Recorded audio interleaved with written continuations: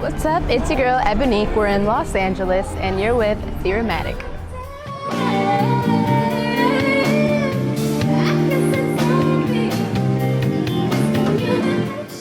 I've loved singing my whole life, but nobody in my family really sang. It was always just me who liked singing. So I would go to choir in school. I was always just part of that. I grew up Jewish, so there was no like church choir growing up, but I would be in the school choirs all the time, from grammar school all the way through college.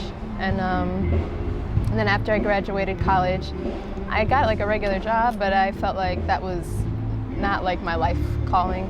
I just wanted to do something that made me excited to do it every day and like passionate to like try and work hard at it. Makeup done, high heels on, blue dress on, diamonds done, fur coat. I started taking voice lessons because singing for solo is different than singing in choir. A choir voice isn't the same. You have to build different muscles. You have to also get a stage presence. You have to do all types of different things. So I started taking vocal lessons when I was in Chicago, and then also started doing shows. Started writing my own music because I'd always sang other people's music. I didn't write my own stuff. So then I started getting into artist mode, where I was starting to create who I would be as an artist. And that was really the first step. And then a couple years later, I moved to LA just because I was told by so many different people that what I wanted to do was going to be more easily attainable.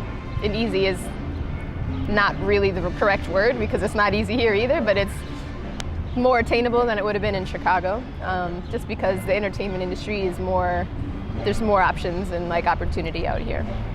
So when did you move here from Chicago?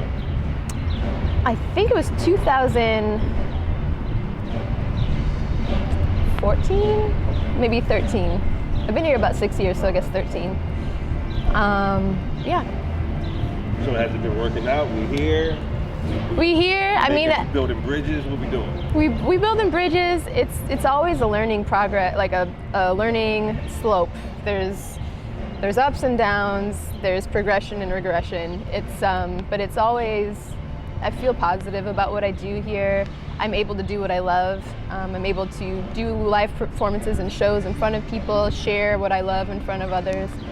And I'm working more towards making it as like a full-time career instead of just a hobby. I mean, and it's never been something I wanted as a hobby, but it's almost impossible to make money off of music when you first start out. It's just lipstick on, I put these on so you can take them out. Took me some time. I put out an EP. When I first got out here, I met with a producer, Monsta, from the Bay, and we created an EP together, and it's more of like a pop R&B, more leaning towards pop. And then after that, I released singles, since I didn't have a producer he moved back to the Bay at that point, later on after that. And then I wanted to get with a producer that would be able to help create a new project with me, but that's an adventure in itself, finding somebody that you can really connect with and create a new sound and a unique sound that's special to you. So I found that it was easiest to like sometimes just get the beats that I wanted. Either I just buy them, or I would meet with some different producers. There's another producer named Nova. He was from Chicago, but I met him out here. And I've worked with him on a few songs as well. So I just do single by single. It's easier as an independent artist, I found, to promote a single instead of a whole project. Because then when it's a whole project, I feel like certain songs get lost, or the budget behind making music videos, or you really want to have a strong song to show. So yeah, right now it's just cost prohibitive to like create as much marketing and buzz around a whole project as it is to create that buzz around one song. Like if I've got one song and then I make a music video for it, and then I promote it and put money into marketing and all of these things, I know that I'm gonna get a return on that more than I will like a whole project, because then people be like, oh, I gotta listen to all 10 of these songs. You know what I mean? I'm like, just listen to one song. This is one song. This is one song. Get it ready, don't make me wait, come break me down. I know you lust for my love. Ooh. So the next song that I have coming out is called Industry, and that's a collaboration with a DJ producer named Gigahertz that's based in Vegas. So that should be fun, because hopefully we'll be able to do performance opportunities and whatnot in Vegas, because he's a resident at a few like places out there. It's really just been about like figuring out good ways of like getting your song in front of people, and in front of the right people that like your type of music. Because I've had many of an occasion where I'm like, oh yeah, I'll take this performance opportunity, and then it's like a lineup of rappers, and then me who does like soulful like hip hop R&B kind of stuff, and then everybody's like, you sound nice, but this is not hip hop, which is what we all thought we were coming here for. So it's been a learning experience in that way too. Like, where am I going to be best received? Like, what, putting myself in the opportunity to win, instead of like to be looked at like, what is she doing? Don't make me wait, come take me. I don't wanna get freaky with you. That's the only thing. Usually I start with the beat.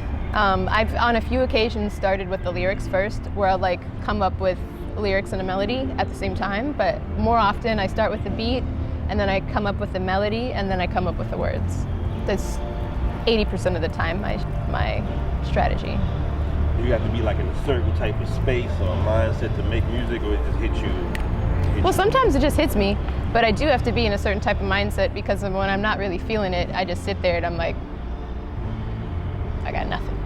Does a good glass of wine help? Right. Well, no. No? Like a good glass of wine will help me feel good and relaxed and loose when I'm already in the vibe. But if I'm not feeling creative and I can't think of what to write or what to say, drinking does not help. Then I'm just chilling. Then I'm just chilling in the studio at that point. I said my pin, just come on through. You know how to touch me, baby. I'm always putting my stuff out on my website, my music website, which is eboniquemusic.com. And then also, like when I have shows and stuff, I always update my Instagram, which is Love Ebonique.